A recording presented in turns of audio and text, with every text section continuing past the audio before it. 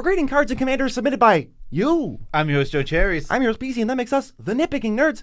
We have Patreon. You can go to the Patreon and support us directly with your own human dollars or whatever currency. And if you do, you're going to get access to exclusive stuff that nobody else on the planet can see. That's right. Exclusive Nitpicking Nerds content. I can speak.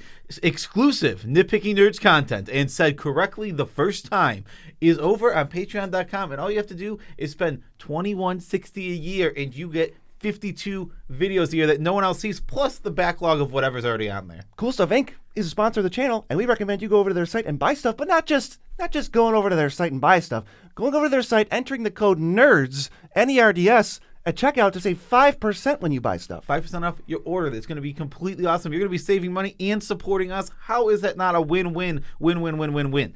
You can also use Dragon Shield's links in the description below to buy the best sleeves in the multiverse. Good sleeves. And if you get those sleeves, you will be extremely happy because you will have the best sleeves in the multiverse on your deck. Good sleeves, yes. All right. And also, Maraschiello.com has an ad in this video. It's coming up. Guess where it is? Put your time codes in the description below. You will be incorrect, but if you are exactly right, you cheated. So that's the other option. Happy birthday to everyone whose birthday is today. What are we doing today, BZ? We're grading cards submitted by you. You want to know how we think of these cards? What do we think? How good we think they are? How bad do we think they are? On a letter scale, A to F, like we usually do. That's what we're doing.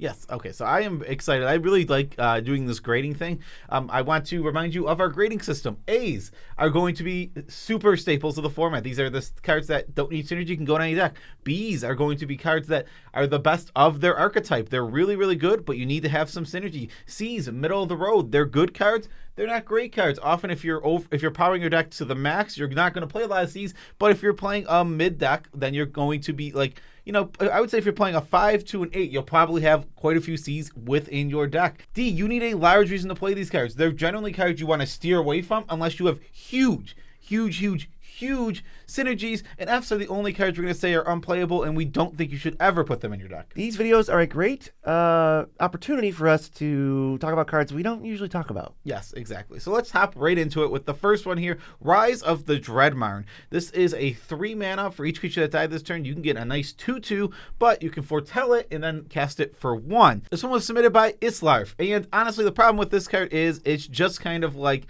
no synergy. You have to wait for the moment. How often can you hold this up? I know you only have to hold up 1 mana at a lot of points in the game. I just don't really like this card that much.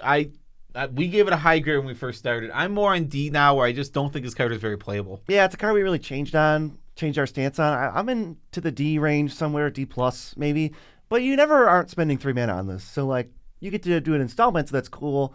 It's just kind of too finicky for me. Yeah, I agree. Finicky is the perfect word for this card, where it's just like you don't know when you're going to get the chance or when to hold this up or anything. Like holding up 1 mana, pretty easy. It's not that hard, but like if you have to hold up for 3 straight turns and you don't use that mana, you've wasted 3 mana. That's super inefficient. And then not all board wipes destroy. Some of them exile or bounce, and it can be like you set it up, you did everything right. The moment came and it was the wrong board wipe. Next card was submitted by 2 people, so I had to include it. It's Incarnation Technique from Phoenix Sister and Regicide. This is 4 and a black, and you copy it, and you're going to mill 5 and reanimate something twice, and they're going to do it once. Yeah, this card's really, really good. So you get to choose the opponent with the worst deck.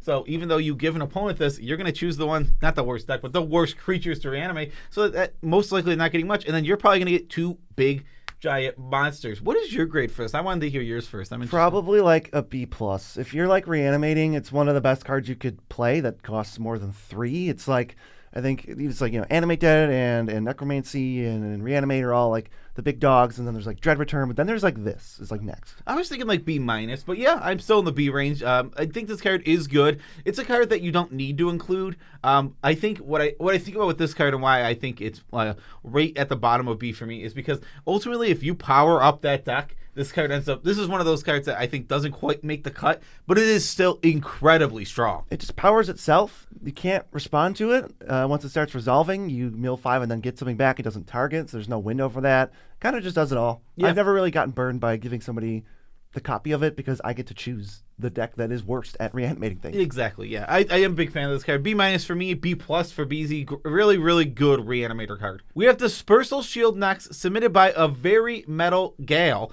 And this is 1 and a blue for an instant. You can counter a spell if its mana value is less than the highest mana value of permanents you control, I don't know. This just feels like an F to me because I just don't think we need to jump through this giant hoop for this. We can play Arcane now. We can play Counterspell. We can play Disdainful Stroke. We can play Negate. We can play all the free counter spells and Mana Drain. And it's just so far down the list. It's like, when do I play this card? It's like, I don't know when I want to put this in my deck. Well, there's the appeal to it, and the upside is that you can get a counter spell by not paying blue. You're paying 1 and a blue, because if this was blue, obviously there's no reason to play this over counterspell.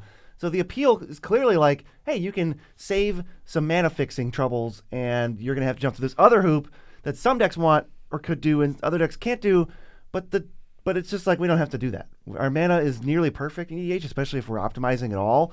I think Counterspell would be better than this. I think Arcane Denial would be better than this. Even something like Disdainful Stroke feels similar. It's a lot of setup. You can't cast this on an empty board. If you're not the first person to get to rebuild on something, you're kind of screwed. Yeah, I'm just at F. I would not play this card. Maybe on a super tight budget, maybe. But I like Disdainful Stroke and Negate have been so good on a budget for me. Yeah, that's completely fair. So F, what do you give it? I'll just give it an F. Up next, we have Tidal Barracuda. Everything can be casted though it have flash, but opponents can't cast spells on your turn. This was submitted by Skewer. This one is really weird and really niche. I think it is powerful that it doesn't let players play spells on your turn, so it does have a nice advantage while letting you kind of do whatever you want on each other player's turn. I'm kind of in the middle on a C. What's tough about this card is I don't know where to play it.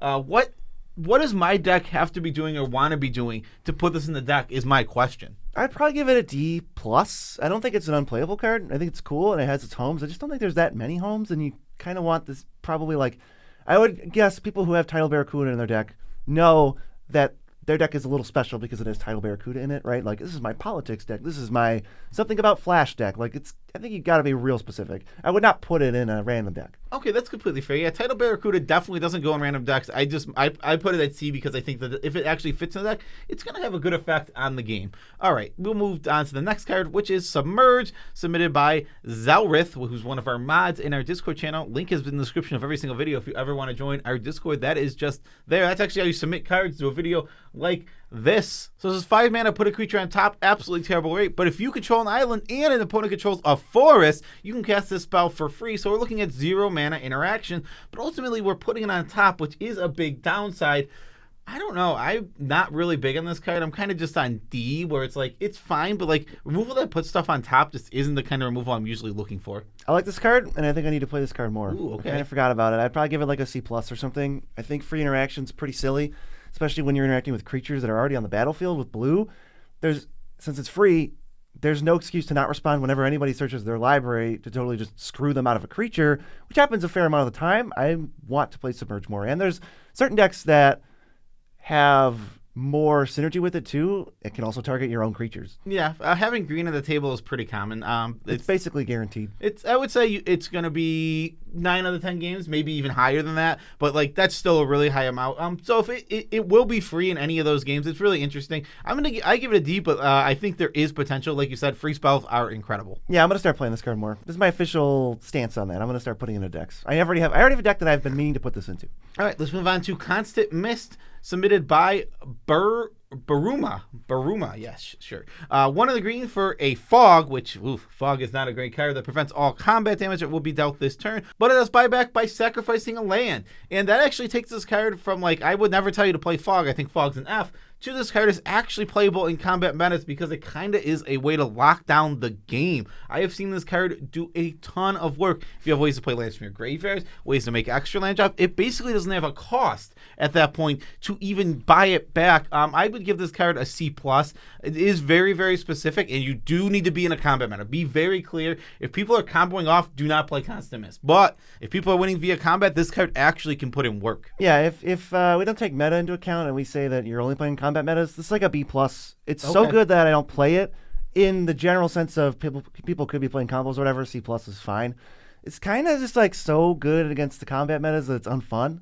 It's really not that interesting. It kind of says sacrifice 2 lands, prevent all combat damage forever. And it's like, Do people want to play against that? It's pretty good, though. If they're trying to attack you, they can't win. Yeah, they literally can't win. Yeah, and I would just say this card is a big build around. Like, your deck needs to be ready to use this card. You need to be replaying lands from your graveyard. You need to be making extra land drops. And when your deck does that, like I have a Thalia Gitrog monster that does that very, very well. This card would be amazing. I don't play it because, like BZ said, I don't think it's a very fun card, and I don't think the play patterns are fun. But this card is incredible. I think you've talked me up to a B. This card is, I'm talking about a B in combat metas. Yeah. Well, you said already if you're not playing combos, then it's a C, then it's a B or whatever. Like. Yeah. So C. Okay, that's fair. So C+ is the grade because make sure you're not in a combo meta. If you show up with like no rule 0 random deck, it's a C+. Yeah. What's next? Quintorius Loremaster by Tannery. This is a 5-mana 3/5. End step, you exile a non-creature non-land card from your graveyard. You get a 3/2. It's kind of like under Quint, and then he can sacrifice a spirit to cast it for free. I don't think we've ever even tried to grade this card in 99 because we've only ever talked about it as commander. It's okay. You can really cheat mana value on stuff, but it takes time. And I guess over time you can cheat mana value because you're paying 5 mana for this. And let's say you cast an 8-drop with it. It still costs 3 to sacrifice a spirit. So that's 8 mana for an 8-mana spell.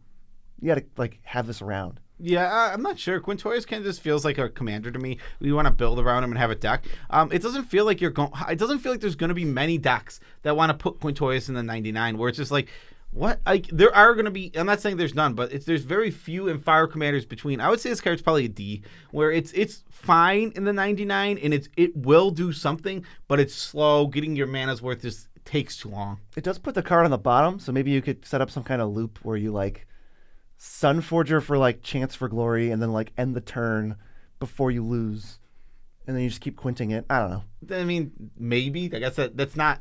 That's definitely what we're talking about. That's definitely the common scenario. Is the common scenario. Give this card a D. I mean, this card is a cool commander. Play it as a commander, build around it. That'll be a good deck. But I don't think in the 99, there's just not many homes for it. Next, C double. We created this very recently. All right, exists. Did you not watch our set review for Mom? Because we definitely graded this card. But C double is 2 blue, and you can copy a spell that's on the stack, or you can copy a creature on the battlefield. But if an opponent has 8 or more cards in the graveyard, you can just do both. I think this card is solidly like C+, B-. What do you think? Feels about right to me. It's one of the higher upside clone options. It's got more upside than like Stunt Double or Clone or maybe even Phyrexian Metamorph. I don't know if it's better than Phyrexian Metamorph. It's just got a lot of stuff you could do with it. Yeah, being able to hold this up, wait, bide your time, it gives it a big upside over most clones. Even Phyrexian Metamorph, it does have big upsides over, even if Phyrexian Metamorph is the better card. It has big upsides over it by being able to hold it up, copying any spell in the stack. That means you're not just able to copy creatures at that point, you're able to hit spells that are potentially big and splashy that can help you out. This card I feel is really, really strong. Let's give it a B-. I do wonder, because we consistently are changing our opinion. Somebody go back, check our set review, tell us what we gave it in there. I bet you it's pretty close at least. We didn't give it an A. We didn't give it a D, so it's got to be close. It's somewhere close. I'm going with B- for C double. I like this card a lot. I think C+ just because you'll probably end up playing it less than you think you will, even though it's good. Yeah. Force of Despair from Dog Thanatos, sorry. This is 1 black, and you destroy all creatures that enter the battlefield this turn. But you can cast it for free if you pitch a black card, and it's not your turn. This was like really hyped up when it came out for Modern. Didn't end up seeing any play in Modern. It was actually actively bad in Modern.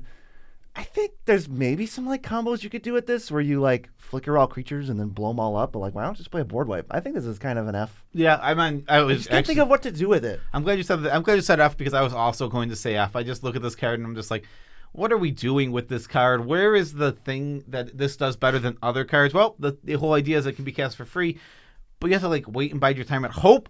This never answers something that's really on the battlefield already. It only answers new stuff. So it's like, what am I doing? Like, I know I don't have to hold up mana. I hate this card. I'm just going to give it an F. I can't really imagine a scenario where you'd want to play it over something else. Do you know what I'm not giving an F? Moxfield.com, which is the best deck building website in the entire universe. Seriously, go to that website, follow the Nitpicking Nerds right now, and check out every single one of our decks that we have built currently. I was in shock. It just bamboozled me. I was so surprised. It wasn't even there. You didn't guess this time code. Moxfield's too good. Moxfield's too good if you're not using it and you're using redacted website, you're actively missing out and losing percentage points, and your decks are worse. Sorry. That's how it is. It is simple facts that Moxfield.com is the GOAT. This is simply the GOAT of deck building websites. And if you're using something else, you're wrong. You're a fool. You're a fool. You're wrong. Get good. Let's move on. Let's move on to the next card because we can't berate you forever for not using the best deck building website. We have to move on, which is to Mirror Weave, sent in by Nitro the Gathering. This card is quite peculiar. For 4 mana, we're going to be turning all creatures into some non-legendary creature on the battlefield. This card is just weird to me. I just don't know where. My thing is, where do I play this? What deck do I fit this in? I'm not really sure. What do you think? I'm kind of just like on D-, where I just like maybe there is some secret homes, and maybe I'm underestimating this card, but it really doesn't look good. It seems like a D+, maybe C- card. It's like it can do some weird like pseudo overrun shenanigans. It could do like if you have creatures that have like asterisks about what your power toughness is, like its toughness is equal to your like instant sorceries in your graveyard somehow. It's like, well, then that's can be like a weird board wipe. There's probably some creatures that do that. I don't know how many good creatures there are that do that. I just think it's probably C- feels generous. So I would say C- or D+. Just like it is not a versatile card. You can move me up to a D. I think it's the highest I can go on this card. Sorry, I can't do any better, kid. Like I guess it's also a guaranteed fog because there's probably a 1/1 in play. So if someone's alpha striking you, you could make them into a wall before combat or a 1/1 during combat, but it's not going to stop you from getting like crater hoofed. Yeah, but and you can turn all the creatures into 1/1s on the battlefield, and then your 1/1s can trade off with their 1/1s. I don't know. This card feels like high upside, but the like average case scenario feels medium. Yeah. All right. Yeah. Let's just move on to Fabled Passage. Barbecue Hoss sent this one in. This is a land, and you sacrifice it to get a basic land tapped. But if you control 4 more lands, it untaps. Have we ever talked about this card? Maybe when Throne of Eldraine came out. Yeah, it's been a long time since we talked about this card. This is just a solid card. If you need another fetch land, if you want double land drop, this is a great way to go. As long as your basic land count is high enough to support this. So it really is just kind of a free roll in any 1 in 2 color decks. Absolutely. Yeah, I mean, unless you're Field of the Deading, I don't know if you need it in a 1 color deck. I would obviously highly recommend that. But in 2 color decks, it feels like a complete free roll. We pretty much play it all the time in 2 color decks. So I don't know if that makes us an A- or like a B+, but it's extremely playable. And there's a lot of synergies. And even for budget people, it's way cheaper than a fetch land. If you're playing, I think that this card is very, very good if you're playing 10 basics in the deck, which so depends on how you build 3 color mana bases, but that's very common. So it's good in 2 and 3 color decks. I think is the main thing. Just make sure you have a lot of basics. That B+ is a good grade for this. That's where I am with it. It really is just very, very good. I think why it doesn't quite make the A. Even though it is hyper playable, is this isn't if in my optimized decks other than exactly 2 colors, it's not making it. Yep, let's go to Approach to the Second Sun, submitted by Shuffle Scuffle alumni / friend of the nerds, Tim Rude. This is 7 mana, you gain 7 life. And you put the 7 from the top of your library. And if you play it again, you win the game. This card's really, really good. I think this is a B+. As an alternate win con, it is just one of the best that we have. Yeah, it's actually just, it looks like a meme, it looks bad, and there's plenty of scenarios where you play this and die immediately. It's actually just a good win condition, I think, especially when you set it up. It's very good. I think, again, we can caveat it with don't play this in combo metas, though I could see if you play a very, very controlling deck, it even being good in the combo meta. So even though I would not... Yeah, it doesn't get necessarily a ton worse if your opponents are comboing. It's just like, this is my win condition. Yeah, okay, so yeah, B+. I'm very high on Approach to Second Sun. The card has done nothing but surprise me over the years. I would have been much lower on this 2 or 3 years ago, where I would have been like, it's kind of playable, but I don't know if I'd put it in. It's just good. I mean, Approach to Second Sun is a very good alternate win condition in Commander. What'd you say, B+? B+. B+ feels fine, yeah. You gotta, I think, I mentioned sometimes you die immediately, but I think all those scenarios where people playing Approach to Second Sun with either no chance to win the game and they're just throwing a Hail Mary, or they didn't set it up properly and they died. Yeah, but it's doable to make this just a complete amazing win condition. Combined Approach to Second Sun with card draw, if your deck can draw cards well, then this card is really good. There's a whole subset of cards we don't talk about that are really good. One of them is Fall of the Thran from Notion Rain. That was confusing because those are both magic cards, but Notion Rain is the person. Fall of the Thran destroys all lands, and then each person returns 2 lands twice as the next 2 chapters of the saga. Also, it's a saga, so if chapter 1 is destroy all lands and then you destroy this saga, there's no chapter 2 or 3. The lands are gone. Yeah, I don't know. This card is weird to me. It just feels like you never have to go to it. If you want mass land destruction, it's way down the list of mass land destruction. Like we have Even in white, Armageddon and Ravages of War, you start with those. Like, how many more do you really need? Like, I don't know how many land board wipes you want for your deck. I'm kind of just on, like, D+ for this card. This card is fine and playable, but if we're really going for that, it's like, there's just better options. It feels like a...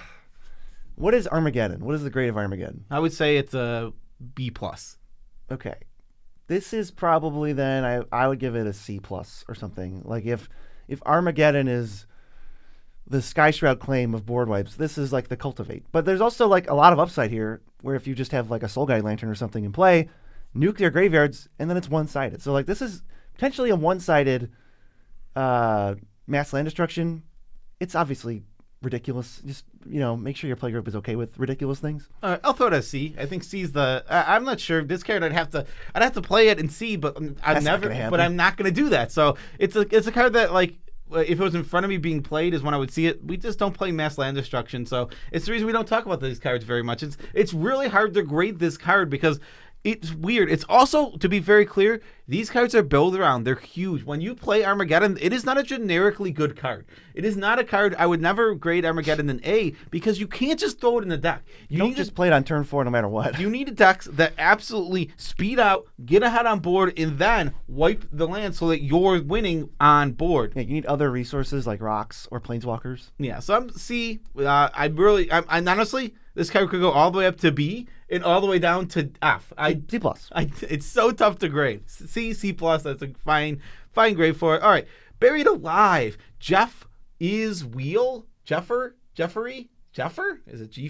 Jeffer is Wheel. We'll go with that version. Buried Alive is a very, very good card. It is 3 mana. Search your deck for 3 creatures. Put them in your graveyard. This card's a B+, easy. It's really, really, really silly good. Sometimes I don't end up playing it in my decks, even when I'm like it doesn't go in super highly optimized decks. So maybe it's not a B+. Let's go with a B. Well, you kind of said that about Fable Passage. Yeah, that's true. Yeah, if you're not going to quite put it into your like super high optimized versions of these decks, but it's still silly good. Every time a graveyard deck casts this card, you go, uh-oh, because the 3 best things are in their graveyard. Often they get the best reanimation target and 2 things that have synergy in their graveyard, like a Bloodghast and a Nether Trader. Usually if I cast Buried Alive, I'm getting like a dredge creature, like Sin Queen, some kind of Bloodghast thing that's going to come out right away, and then some gigantic thing like Mikaeus or Craterhoof or whatever that I'm going to try to win the game with next turn.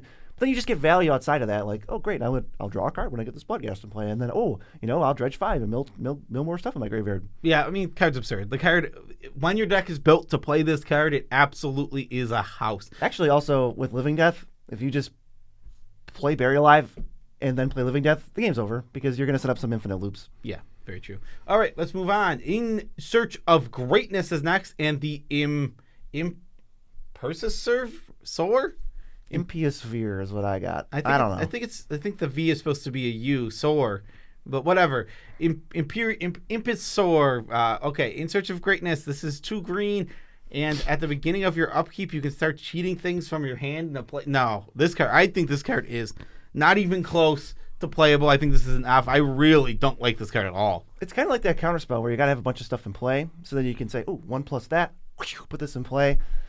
I don't know. It's like it needs to be in play for a while. It's really bad early. I don't know where I'd want this. A lot of the stuff is like instant gratification now with all this green card draw and cheating stuff out. I don't know where I'd want this. Cards we have to wait to untap on your upkeep to get anything are usually pretty rough. And I would say a card that requires you not only to untap on your upkeep, but to have other permanents as you untap on your upkeep are generally just going to be cards you should 100% avoid when trying to make a strong deck. So I would just go with an F. Do not put this in your deck. That's my personal feel on it. Yeah, I wouldn't recommend it. I'd probably give it an F. How about Breach the Multiverse from Joe Cherry's alumni, Nature Boy 95? My partner, my boyfriend, Nature Boy 95. It's just a Breach the Multiverse. This card's amazing. I have not gotten the chance to put it in the deck yet, but it's really, really good. Every single 4 players mill 10 cards, and then you get the best card from each of their graveyards. This is going to make you the threat every single time. This card is worth 7 mana. What did we give this card last time? I can't even remember. I don't even know. Was it even on there? I remember you saying something about how you don't want to mill your opponents, which is true. But getting a 4-for-1 kind of offsets that. Yeah, this card's a B. I think playing against this in Limited and seeing it in Standard has really brought me up in this card. Where it's like, oh, this card just always gets a 2-for-1 in Standard. So in Commander, oh my God, just... I mean, first time I saw it was a two-headed giant. I'm like, I have a partner and I don't like this. Yep. It is so good. You're instantly the threat. This card is ridiculous. I'm a big fan of it. Again, this is, I would not play this in the combo meta, but if we're playing in those combat metas, this card's going to be absurd. Toxrill, the corrosive. McIlroy says, what do you think? We think it's amazing. We think it's a pseudo-staple, one of the best reanimation targets in the format in terms of being fair. Yeah, you just start slugging people out. Like each end step, stuff is getting slime counters. Some of those slime things die. You get slugs. It just makes you a big threat. It has to be answered, or the game just becomes yours. Literally, I've never seen this card stay on the battlefield and the person with it not be in the lead. I think it's almost impossible. Right, you'd have to be in a combo like heavy meta. There's no creatures. To help you, whatever your combo is, can't involve creatures because there's no creatures that are going to stay in play. Toxrill's going to create an army by itself and wipe the board by itself, and then you just don't even have to do anything other than attack with the slugs. And he turns your slugs into cards on top of this. This is easy B+. Just in case you needed more cards. Easy B+. Any reanimation deck can just play this. You can just throw this to the top end of any blue-black deck as well. You don't even need to necessarily be reanimated. Feels A-y. It's worth 7 mana. I think I'm on B+, but A- is I think that is a fair. Well, you're just saying words that sound A-y. Like you could throw this in any blue-black deck. You could throw this in any reanimator deck. Yeah, that's fair. Okay, so I'm gonna go with B+ though, but I do think A- is a fair grade. Like I'm on B+. Are you on A-? Sure. Oh, BZ's going crazy today. Sure. Sir Stickbug42 is recommending us. We talk about Inferno Titan. We have not talked about Inferno Titan in a long time. I remember their message saying something like, "You've talked about Grave Titan, F, classic F, and you've talked about some of the other Titans like Sun Titan, but I don't think we've talked about Inferno Titan in a while. It's the Titan that deals 3 divided among any number of targets when it enters or attacks, and you can give it fire breathing." Yeah. I don't play this card much unless I'm on a budget restriction or maybe I just want to play it for fun. I like this card. I do like Inferno Titan. It has a good impact. Man, this card was so much better. Like, I'm just thinking about it. This card was so much better like 5 years ago. It's just there's so many other options of like 6 mana dudes that you really want to attack with, like Atali and all that other kind. There's like a bunch of different stuff. He really wants haste. He can go in decks that really want haste. It's just like he's kind of gotten outclassed. So what is he, like a C? You could play him. I'm not going to recommend it all the time. I was thinking like a C- or filler. It's filler now. It makes me sad. Maybe D+. This card is kind of very. It's moved way down my chain. Like you said, he has been outclassed. I think it's important to just remember Inferno Titan does good things. What the problem is where he's competing. That 6-drop slot, that is a tough slot to be competing in. There is a lot of very, very, very, very strong cards when you hit 6 mana. So I think I'm on D+. I'm sadly just not going to this anymore. I don't like it that much. I think I have it in the deck. But I am aware it's one of the worst cards in that deck. I think it's a good budget card. We're not talking about budget for this. We're just grading it independent of that. But I do think it's better on a budget. The competition starts to fall down when you go to cards that cost 50 cents. Springleaf Drum, or as I wrote, Springleaf Drew, from Guri73. It's an artifact that costs 1. And you can tap it and a creature you control to add a mana of any color. I'm so much higher on this card than I've ever been in my entire life. Yeah, this card's reasonable. I mean, it's just kind of, if you're going to have creatures out early, it just becomes a weird mana rock. It's a 1-mana mana rock that taps for 1. We just don't have that. So we're never going to get that. If you have disposable creatures that you're always going to be able to use every single turn, this card is really, really strong. It's a big build around. I'm on like C+ for it. What do you think? If you're making weenies, if you're building around this, I would say it is like a B+++. Like, I'm not going to say it's an A. All these little creature artifact decks just want this card. Like, every single one of them just actually wants this card. I think people just kind of forget it exists. Like, it's really good. You know, it's a step down from Soul Ring in those decks. All right, so BZ's on B+. I'm on C+, but also I haven't played it a lot. BZ's been playing it a lot more, so I would trust his grade in this one. I've been starting to put it in budget decks.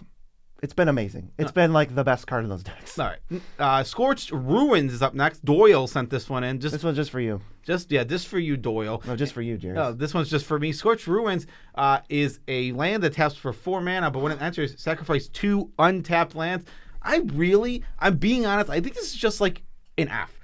I don't like this card at all. I think maybe if there's no land destruction in your whole meta, this is fine. But when this thing gets destroyed, this is a 3-for-1 on you every single time. I understand that it functions sort of as a soul land, where it puts you up 2 mana by sacrificing 2 lands and then tapping for 4. It's essentially a soul land. So you're up 1. because it's a land. Yeah, but also, yeah. Oh, yeah. Same as Soul Ring. You're up one. Well, same as Ancient Tomb was I thinking, the Soul Lands. Well, Soul Ring puts you up one. Yeah, that's true. But I was thinking of lands. I guess was where I was at. So it's like a soul land. I am really low on this. I really don't think you should put this in your deck. If land destruction, if anyone is going to have the chance to destroy it, it's way too big of a blowout. I hate this card. The card for you is just Lotus Field. Just play Lotus Field. Yep. It enters tapped, and it makes you sacrifice 2 lands, but they can be tapped, so it's the exact same cost, and it's hexproof. Yeah. I don't. So you can still untap and tap and get your shenanigans going without the risk of you lose the game. Yeah, I'm very low on this card. What are you? Where's your grade? I would give this an F, and I would give Lotus Field a C-. No, yeah, Lotus Field's totally fine. It's really, if you can, any shenanigans that are going to untap Lotus Field makes it a lot better. Go play Lotus Field. Moving on, we have Pernicious Deed. Splendidaddy sends this one in. Love that name. This is 1 green-black for an enchantment. Then you can pay X and sacrifice it to destroy all permanents with mana value X or less. I'm really low on this card personally. Non-lands and also non-planeswalkers. Sorry. It is non-lands, also non-planeswalkers. I'm really low on this card personally. I just don't think it's very good. I think that a lot of the best permanents on the battlefield have high mana values. And when you're paying 7 into this, then you've paid 10 mana into this for a board wipe. Board wipes cost less than that. I remember when Gaze of Granite came out, and people were like, oh man, is this better than Pernicious Deed? There have been 100,000 board wipes since then. This is a 10 years ago card. It is not that bad. It is nice to have like a threat of activation. It's just really pricey, and it's not anything special enough that some decks even want it over others. It's a card that asks nothing of you, so there's no way to like build around it really. So it's just straight up competing with all the other black-green board wipes, and it's not really better than a lot of them. Yeah, that's how I feel. It's just not good enough. D? I'll say D. I'll say D-. I really don't think I can't laugh at you for playing this card. I'd recommend other stuff. I just don't think you ever want to really be playing this card. Yeah, it is annoying when someone's leaving it up and you're just like, oh, could they not leave that up? But I think that if you're playing this, you should just play Oblivion Stone. Oblivion Stone is so much better than this card, and it's colorless. I guess there's combos with Mycosynth Lattice, I guess. Yeah, D-. I just wouldn't play this card. Lurking Predators by Lockleaf. Set in. This card is 6 mana. Whenever an opponent casts a spell, you reveal the top card of your library. If it's a creature, put it on the battlefield. This card is a much bigger threat than I ever thought it was. Well, the key part also is that if it's not a creature, you can put it on the bottom. Yeah. It being a choice, very key to this card. Well, I mean, if that's not there, I would say this card is trash. Okay, so yeah. So this card is really strong. I've been shocked by it. I'd only give it a C+. It's not like it's broken or busted. When you have a high creature count deck, you just play this out in the battlefield, and players say, oh, I want to answer that, but it's like even answering it gives me at least 1 trigger, which is potentially going to cheat the mana. This card really does outperform. I think the thing about it that I've noticed that makes it worse is people are aware this card is good, so it gets destroyed very quickly. I've also seen the thing that kind of makes this card better is that you don't know if you're going to hit a creature or not. It's kind of random, so when given the opportunity to really develop my board or destroy this thing and tap out or waste my mana, I'm going to really develop my board because it's not a guarantee. And then when they hit something, it's like, crap. Yeah, I mean, this card is strong. C+. C+ is fine. Maybe C. Yeah, that's a good grade for it. Loyal Apprentice is next. This is submitted by Don Fabish. So, yeah, fish with a B. But also the F. F and a B. So that's what's Dom. It's Dom Fabish. Oh, it's Dom. It's probably just Dom then. Hi, Dom. Loyal Apprentice is 2 mana, and if you control your commander at the beginning of your upkeep, it has haste. Well, it already had haste. But you get a Thopter, and it has haste because it gives your artifact creatures haste. Nah, bro. It's better than that. It's at combat. It's at combat. You get it the first turn right away. Yeah, so you get it right away. This card is so overperforming for me. If you need bodies, this is like way better than Bitter Blossom. It's really, really good. It reads terrible. I will say that. When I read this card, and I would have never put this in the deck until I started seeing it. Like, it started performing over and over, and I was like, oh, that's a good card. I'd C+. I think it's decent. You do need a lot of synergy for these cards to really work. You need to want that body. What is your deck doing that says I want to make a 1/1 Thopter at the beginning of combat? When you meet those criteria, this card's actually good. It's weird. I thought this card would be terrible. Yeah, the fact that it's an artifact is just even more of a bonus. If you have partners, it makes it even more likely that you're going to get the trigger every time because 2 of your commanders are going to die out every 5 seconds. So many tangential synergies with this card. I don't see a universe where you can give it higher than a C+, but it's a pretty solid C+.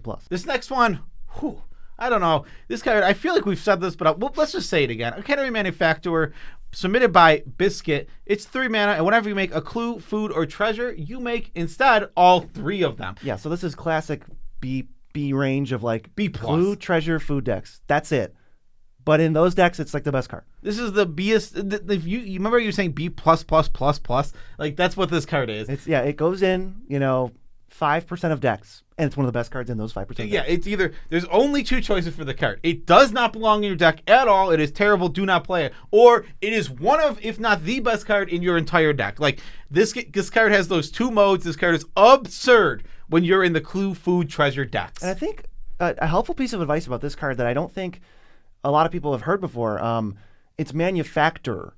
So it's Academy manufacturer. A lot of people say manufacturer. That's not what it is. And to be fair, they're right to say that. Manufacturer, not a real word. Right. But just so you know, manufactor is the name of it. It is. That's the best advice I can give on this card. Because the play pattern and when to put this in your deck is so painfully obvious. There's your grammatical advice. Yes. Remember, you are not incorrect for thinking it was manufacturer. Everybody did because people assumed it was a real word. I mean, what is a manufacturer? It's nothing. It's a fake magic word. It's a 1/3 for 3. What? BZ, send them to a video. Go ahead and watch our most recent version, not this one, of grading cards submitted by you. Maybe you submitted a card 2 months ago and forgot about it, and we talked about it. How could you not watch the video? Yeah. It could be true. It's right there. And BZ will one day learn that he has to point to the left because that's where the video is now. Peace out, Tribe Scouts.